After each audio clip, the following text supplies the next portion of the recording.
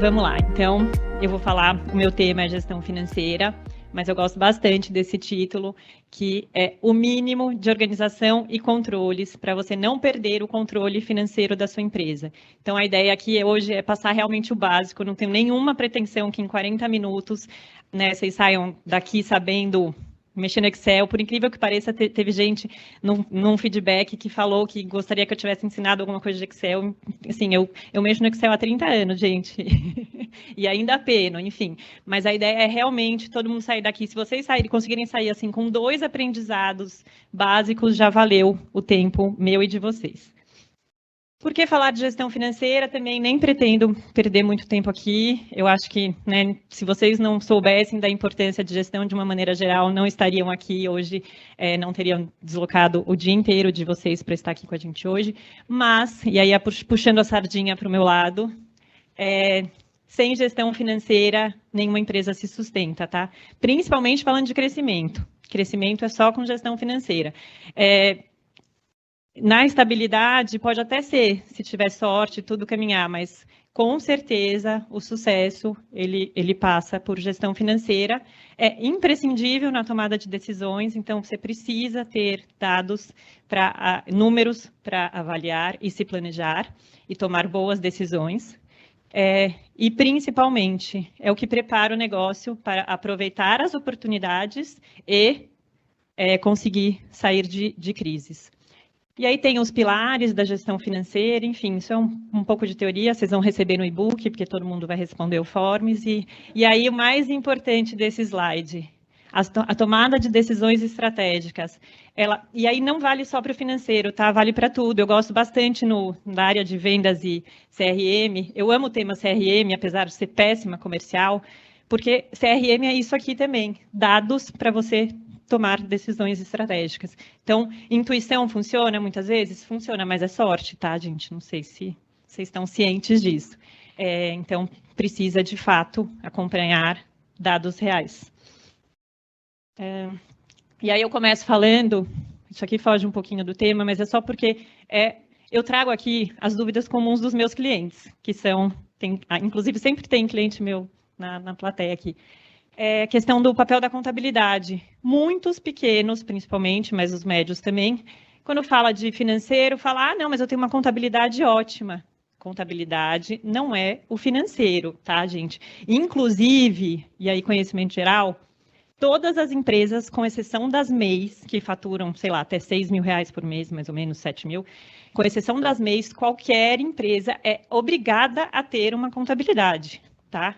E a contabilidade, o que ela faz? Ela assegura o cumprimento das obrigações fiscais e regulatórias.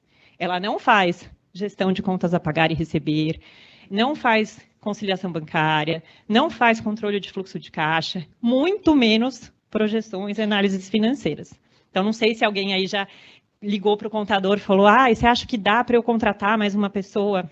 Ele não vai saber, e ele não tem obrigação de saber. Tá? Então, bem importante. Bom, não dá para começar a falar de gestão financeira sem falar de organização. E aí eu volto até um passo para trás, e é organização básica, assim, de organizar. Eu estou vendo uma cliente aqui que passamos por isso recentemente. O básico, gente, de salvar todos os documentos e salvar de uma forma lógica e de uma forma segura. Não adianta salvar no desktop do computador. Você perde o computador, se o computador quebra, você perde o histórico da sua empresa.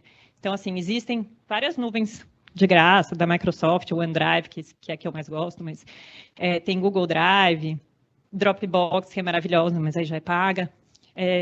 Organiza. Para um minuto para pensar num diretório que faça sentido. Eu preciso ter, por exemplo, uma pasta para cada pilar, na minha empresa, uma para cada área, do financeiro, jurídico.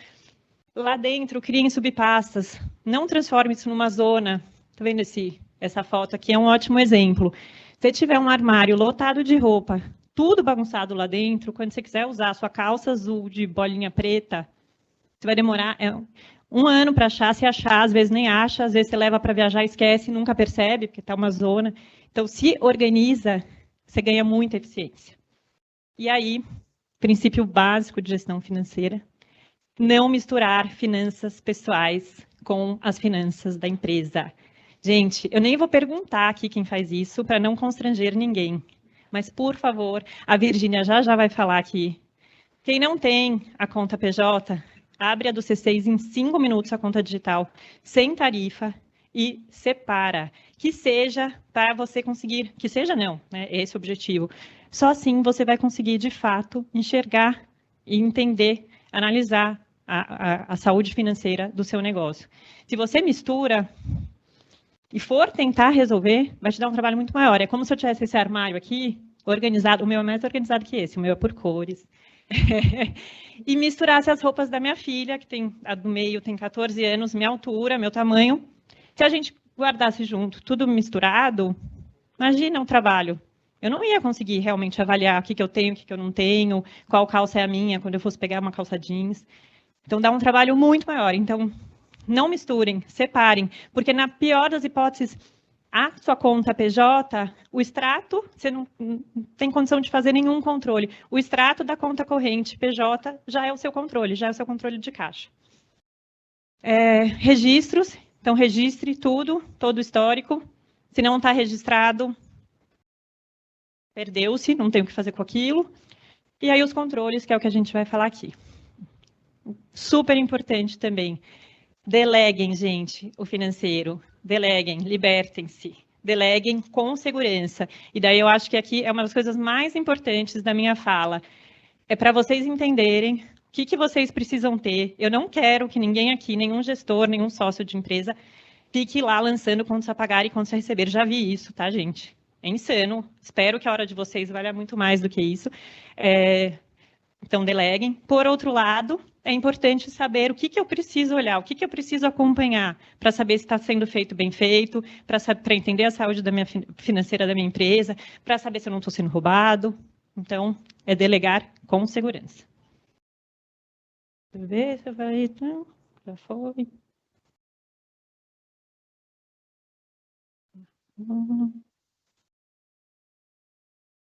Bora. Bom, vamos lá. Controles financeiros. Sem dúvida nenhuma, o primeiro e o principal é o controle de caixa. E aí um passo a passo aqui bem basiquinho de como fazer um controle de caixa. Primeiro passo é a conta corrente PJ. Ninguém vai sair daqui misturando conta pessoa física com jurídica, tenho certeza absoluta. Segundo passo, registro dos lançamentos, que é a chamada conciliação bancária. É do passado, tá, gente? É o que aconteceu. Idealmente, com a recorrência maior possível. Não sei se tem gente que faz na física, eu, por exemplo, faço. Todo final de mês, né, eu fecho, enfim, os meus... Faço um relatóriozinho, né, das minhas entradas e saídas. Muita coisa no final do mês eu já não lembro mais. Entendeu? Às vezes aparece lá um Pix para o Maurício, R$ 500. Tenho a menor ideia quem é Maurício. Então, fica difícil você realmente fazer isso que é chamada conciliação, é ter certeza, né, que aquilo ali saiu, por que saiu, ou aquela entrada, ao que se refere. Então, idealmente, fazer com a maior recorrência possível. Terceiro passo, eu acho que esse é muito importante do ponto de vista do gestor ou sócio, é a definição do plano de contas. O que é o plano de contas? Gente, se você pegar um extrato com milhares de lançamentos, ninguém vai ter pachorra de ficar olhando, né, um por um. Até porque vai ter lá, empresa é o Maurício, né, o que é? Não tenho a menor ideia. Então, você tem que definir um plano de contas, ou seja, vamos agrupar aquelas contas todas de entradas e de saídas nas contas que são relevantes para o meu negócio, que façam sentido e são relevantes. Então, tudo que eu gastar, tudo que eu receber de, enfim, porque eu vendi bolo, vai ser receita de pedido, é porque é o exemplo que eu vou dar aqui. E tudo que eu receber, porque contrataram o serviço de catering da minha empresa, é receita de serviço. Então, já criei as contas de receita. Do lado das despesas, mesma coisa. Não vou falar, eu paguei a Mariazinha, paguei a Sandra, não. É a minha despesa de folha, né? No máximo, você separar por área, sei lá, então, né? Folha da área de marketing, folha, enfim. Isso, então, é o plano de contas, para realmente agrupar as contas e eu conseguir analisar. Quarto passo. Até aqui a gente estava falando do passado, né? Quando a gente fala da conciliação bancária. O quarto passo é talvez até mais importante, ou pelo menos mais difícil, é o futuro, é o controle do contas a pagar e contas a receber. Eu tenho que enxergar isso. O que eu já tenho programado de entradas e saídas para a minha empresa? E a partir daí, com tudo isso, eu crio o fluxo de caixa projetado, que é avaliar diariamente, semanalmente, mensalmente, como estará o caixa da minha empresa para fazer uma gestão eficiente do caixa. Tá? Esse é o grande objetivo. E o que acontece muitas vezes? Dá um exemplo bem bobinho, mas que é bem comum. Está sobrando caixa, o sócio que só olha para o caixa. Nossa, hoje tem 50 mil reais no caixa da minha empresa. Ai, delícia, vou pagar uma viagem, vou comprar um carro, sei lá. Distribui tudo, né? Paga para ele mesmo. 3 dias depois, tem que pagar um fornecedor 35 mil reais. De onde eu vou tirar? O sócio tem que pôr o dinheiro de volta. Gente, se isso tivesse sido feito, você teria enxergado que você teria 5 dias, está dando um exemplo bem simples, obviamente, de caixa folgado ali na sua empresa. O que você faz? Você investe no fundo DI de liquidez diária, né, sem risco, e 5 dias depois você resgata. Ou ao contrário, né, eu já vejo lá no meu fluxo de caixa que em determinado momento, se eu quero crescer, quero expandir, quero comprar um estoque, eu vou precisar de recurso. Vamos avaliar quais são as possibilidades de financiamento, desde já. Vamos negociar prazo com o fornecedor, porque eu tenho uma entrada grande, sei lá, 3 dias depois. Poxa, dá para esticar um pouquinho o pagamento? Então, este é o grande objetivo deste controle. E aí, frase bombástica do dia. A gente está fazendo uma competição, né, de frases bombásticas. Cada palestra vai ter a sua. Essa é a minha, tá, gente?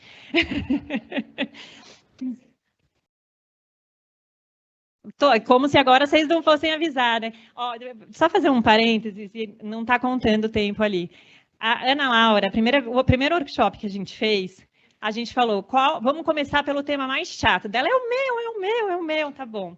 Aí ela foi lá, deu uma palestra incrível, atrasou, porque ninguém deixava ela parar, todo mundo ria, foi o máximo. Depois entregou a bucha para mim, todo mundo já morrendo de fome. Juro, as pessoas quase me tacaram tomate na cara. Por isso que eu falei, agora eu sou a primeira. Não, depois ainda apareceu um vídeo hilário, que a gente convidou uma vez uma advogada, né, a Roberta Brasil.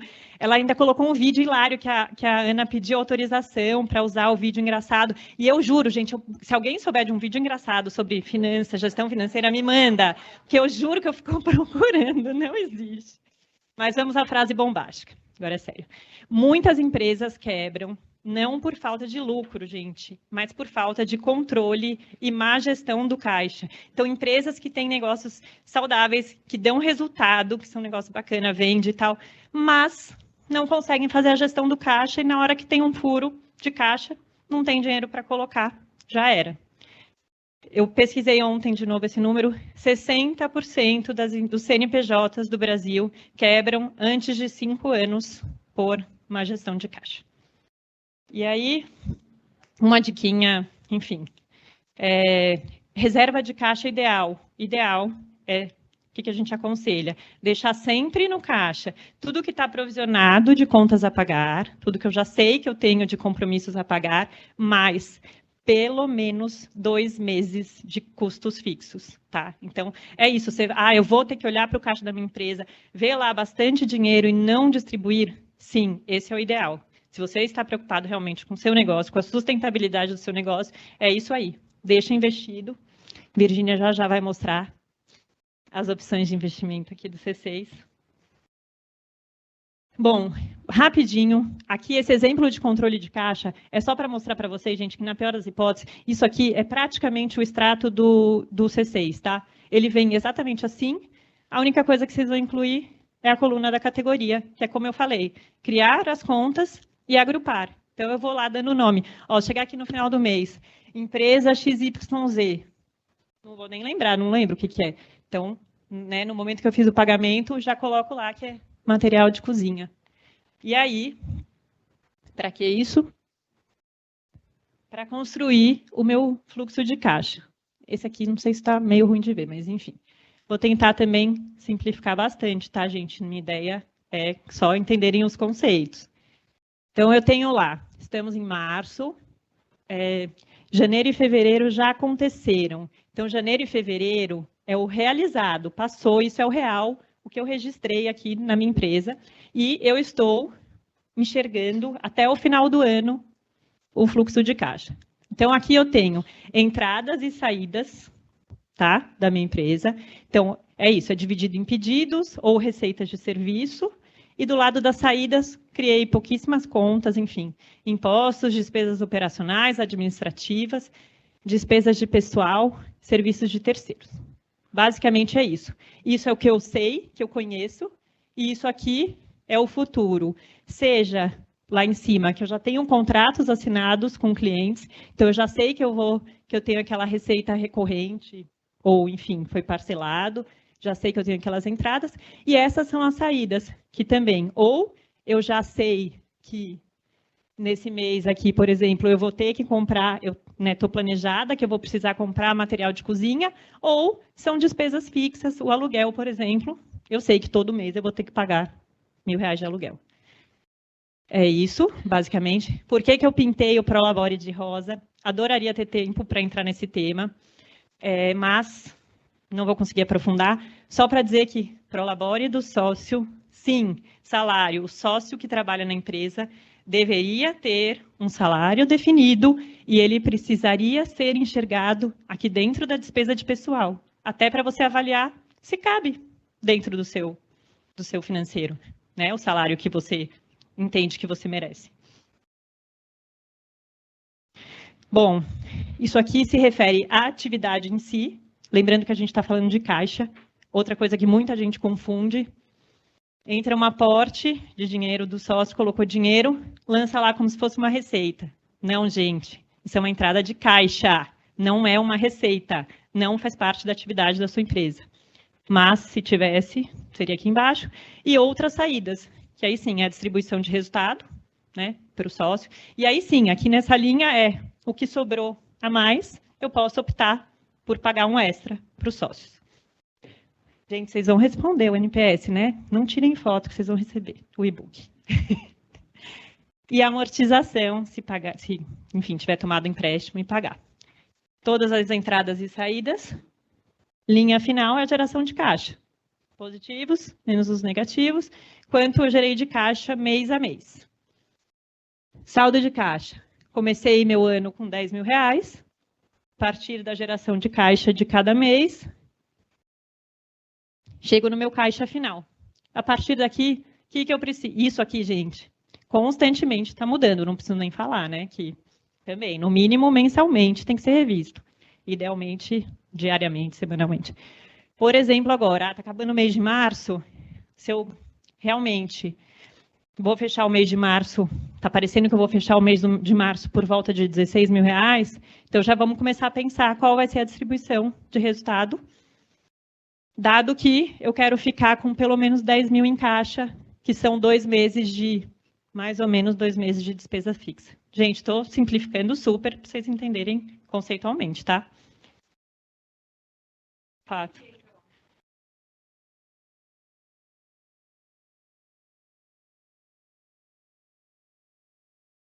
Então, ele entra aqui como outras entradas. No caixa, ele entra. Ele, obviamente, ele impacta seu caixa.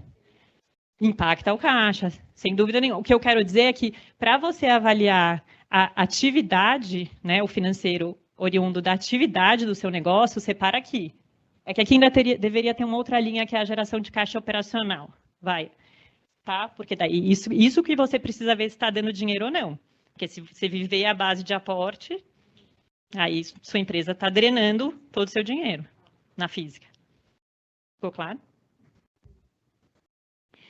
É isso, gente. Então, e aí só para pensar no futuro, a ideia aqui é você ir também testando cenários, né? Vamos dizer, se começa uma pandemia, não consigo vender mais 1 centavo, a partir de julho eu já começo a ter problema de caixa. Enfim, aí é uma ferramenta que deve estar sempre, constantemente sendo... eu quero, né, comprar um estoque para aumentar minha coleção. Ver quanto você vai precisar colocar de dinheiro, eventualmente. Essa é a ideia. Bom, segundo controle financeiro, controle de resultado. uma boa e uma má notícia. A má notícia é que é muito mais complicado de fazer. Gente, caixa é muito simples. É muito fácil você, né, avaliar o que entrou, o que saiu e o que vai entrar e o que vai sair. Controle de resultado é bem mais difícil. Mas aí a boa notícia é, lembra que você tem que ter o contador? Obrigado. Esse o contador faz para você. E aí cobrem, gente, do contador. Porque é super importante acompanhar paralelamente caixa e resultado. Então, passo a passo. Primeiro é contratar uma boa contabilidade. Tá? Você é obrigado a contratar, mas escolha uma boa. Segundo passo é entender o plano de contas. Lembra que você fez o seu plano de contas que a gente chama de gerencial? É aquele que você usa internamente, né, para avaliar as contas da sua empresa. Conversa com o seu contador, leva o seu plano de contas gerencial e alinha com ele. Contabilmente, tem muitas regras, não é que ele pode alocar qualquer conta em qualquer lugar.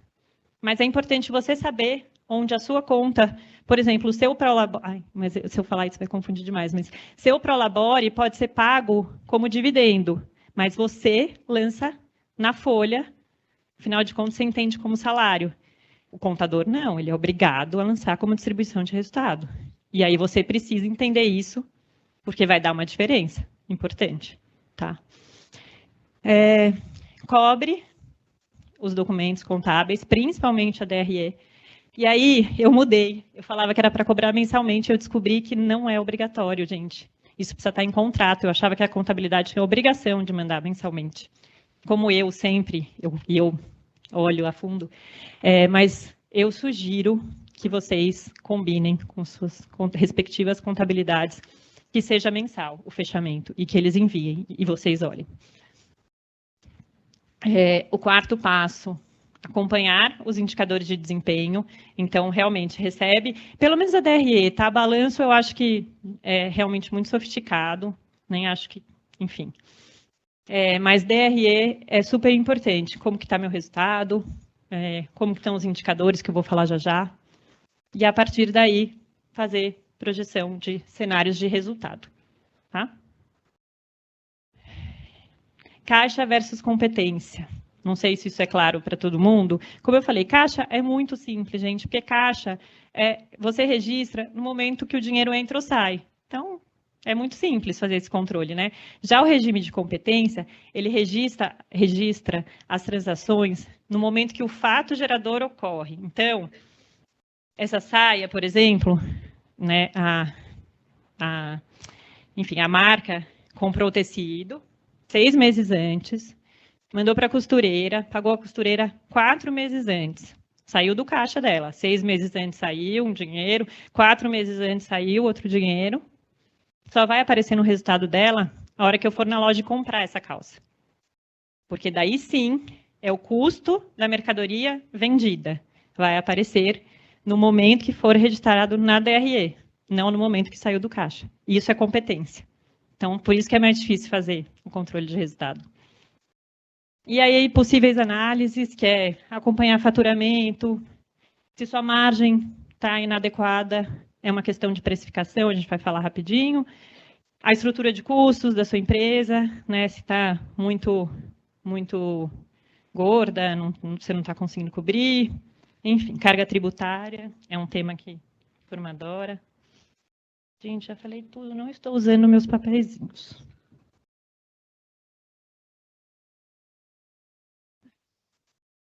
Exemplo de caixa, gente, exemplo, pelo amor de Deus, hein? Esse eu nem sei se eu vou pôr no e-book, porque é o exemplo mais bobo da face da Terra, mas só para vocês explicarem e para vocês entenderem. E assim, eu já atendi uma empresa que teve exatamente esse problema, eu vou explicar para vocês. Então, aqui eu estou comparando uma loja de móveis que vende, ela compra um móvel e revende na loja dela, tá? E uma marcenaria que vende o mesmo móvel, só que é sobre encomenda. Na loja de móveis, o que faz? Eu vou comprar um armário para revender. Momento zero, eu tive que pagar 50 mil reais para, né, como eu falei, esses 50 mil reais, eles vão sair do meu caixa, mas eles não vão aparecer no meu resultado no momento zero. Então, de alguma forma, eu precisei de 50 mil reais para financiar. Estou considerando que minha empresa só faz isso, tá, gente? Ela tem um único móvel para vender. Eu só vendi esse armário no mês 5. e eu vendi por R$100.000. Então, no mês 5, eu consegui cobrir essa dívida, enfim, esses 50 mil que eu tinha precisado lá atrás, com esse capital de giro, sobrou 50, tá? Resultado, mesma coisa. R$100 de faturamento de receita, o CMV é exatamente esses 50, sobrou 50 no resultado. Então, neste momento, até eu poderia distribuir para o sócio. Tenho no caixa e tenho no resultado. A marcenaria, o que acontece? Foi o cliente na minha loja, encomendou aquele imóvel, pagou à vista. Estou falando, o exemplo mais bobo do mundo, tá? Pagou à vista, R$100.000. Eu liguei lá na marcenaria, encomendei os R$50.000, desculpa, R$50.000 que vai custar o meu móvel. Já aparece no meu resultado, afinal de contas eu já vendi. Então, 50 mil de resultado. Porém, o sócio olhou lá, R$100.000 no caixa, o que ele fez? Embolsou os R$100.000. No mês 5, né, quando eu paguei o marceneiro que me entregou o móvel, não tinha mais dinheiro para pagar. Então, eu falo sempre que me preocupa mais esse tipo de empresa do que essa. Porque essa de cima, que é, acho que a maioria, que eu acabei nem perguntando, porque eu não queria gastar meu tempo. Quem aqui é do varejo? Trabalha com produto? E serviço? Ah, não, até que está bem meio a meio.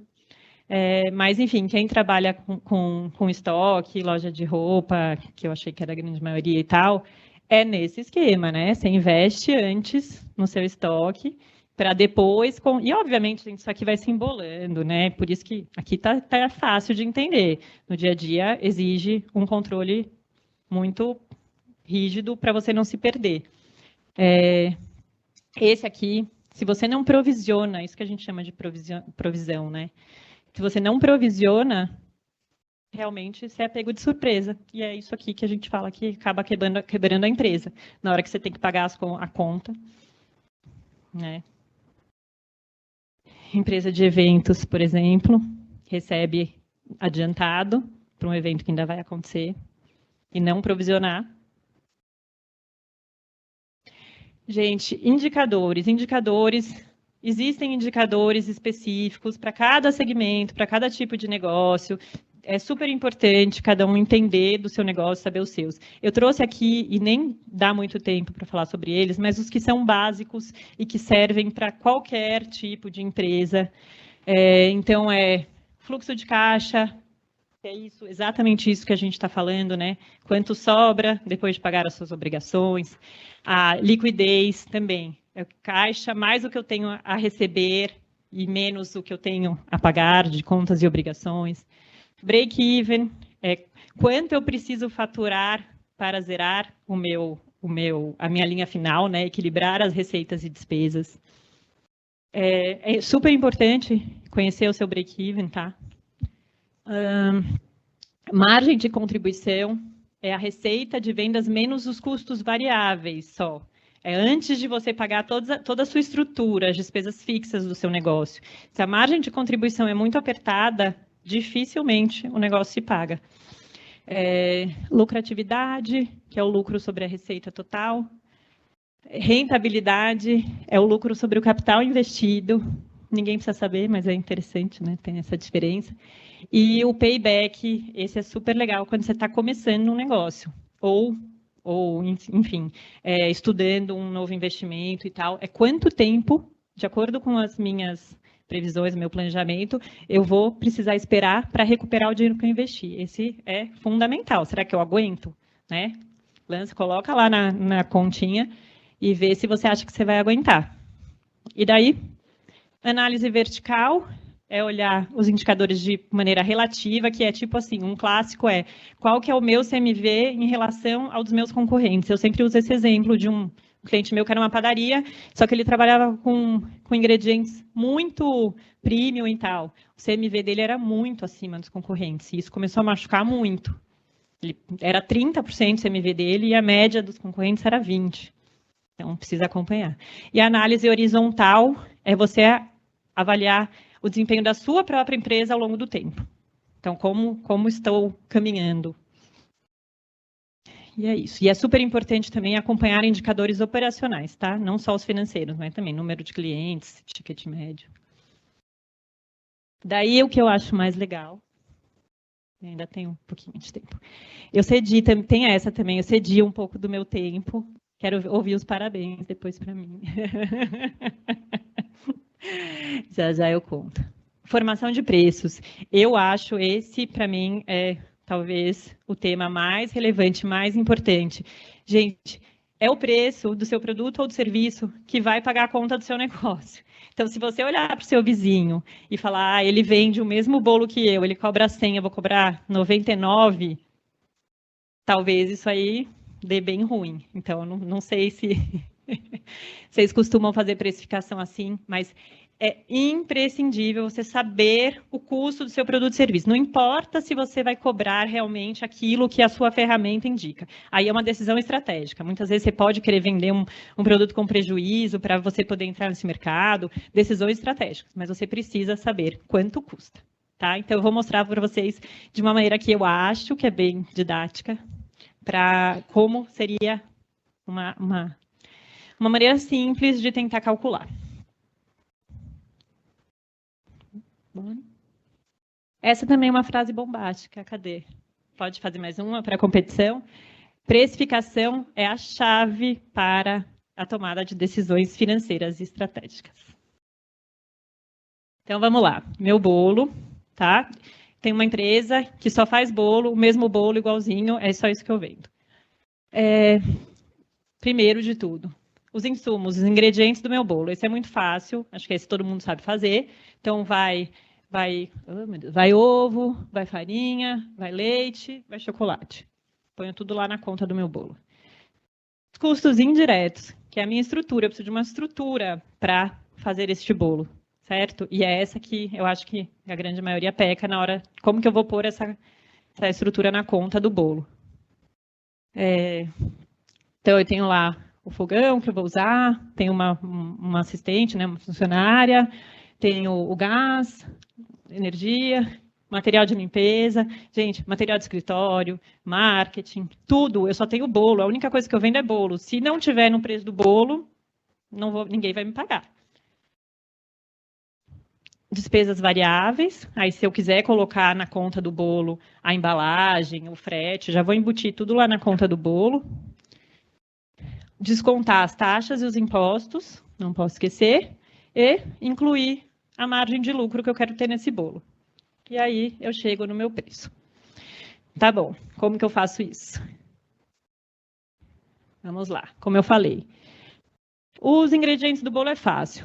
Cada ovo custa R$1, vão 5 ovos, R$5 de ovo. Manteiga custa... eu usei meio tablete, um tablete custa 10, portanto, mais R$5 de manteiga.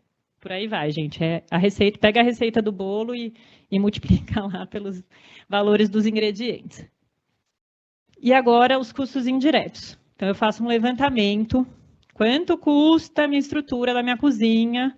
Tudo que eu tenho que fazer para vender esse bolo. Então, desde aluguel da cozinha até contabilidade. Eu tenho que ter uma contabilidade. Também é o custo da minha estrutura. Soma tudo isso.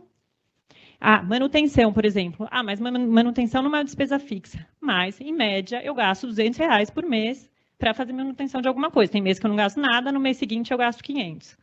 Tá? Somo tudo, em média, R$5.000 na minha estrutura para fazer bolos. Como eu coloco esses R$5.000 no preço do bolo? Quantas horas de produção eu consigo por dia? A gente trabalha aqui 5 horas por dia na minha cozinha. O mês tem mais ou menos 20 dias úteis, então são 100 horas de produção de bolo por dia. Ou seja, cada hora de produção da minha cozinha custa R$50. Para simplificar, o bolo, que é o único produto que eu vendo, demora 1 hora para ser feito. Portanto, custa R$50 de custos fixos o meu bolo. Todo mundo acompanhando? A Nath explicou para a gente que a gente tem que falar como se estivesse falando para crianças de 12 anos, né? Vou começar a trazer a Juju aqui. Os custos variáveis. Então, impostos, daí eu pego lá minha alíquota de imposto de 6%, taxa do cartão mais ou menos de 4%. Custo da embalagem, R$ 2,00, da entrega, R$ 8,00, ou seja, mais R$ 30,00 de custos variáveis. E aí, eu somo tudo isso. Custos diretos, R$ 20,00, indiretos, R$ 50,00, variáveis, R$ 30,00. Quanto custou o meu bolo? R$ 100,00. Quanto eu quero, minimamente, a margem mínima que eu quero ter na venda deste bolo? 50%. Qual é o preço sugerido de venda do bolo? R$ 200,00. Ah, mas meu vizinho vende o mesmo bolo por 180. Então, você provavelmente não vai conseguir a margem de 50%. Ah, o meu vizinho vende um bolo muito parecido por R$ 300,00. Que bom, tenta vender por 280, quem sabe. E sua margem vai ser muito melhor. Tá, gente? E aí, só para você entender por que isso se reflete no resultado da sua empresa, vamos dizer, usei toda a minha capacidade de produção. Gente, isso depende da demanda. De novo, então eu vou pôr R$ 500 aqui, porque eu quero que meu lucro seja... Gente, você não vai vender os 100 bolos se você coloca, então não é mágica, tá? Consegui vender os 100 bolos, eu tive lucro de R$ 100 por bolo, portanto, meu lucro total no mês foi R$ 10.000. Certo? 5.000 pela capacidade de produção, que são 100 horas, dá R$ 50 a hora. O bolo demora 1 hora para ser feito. Se fosse um bolo mais complexo, que demora 2 horas, eu teria que ter colocado R$ 100. Tá?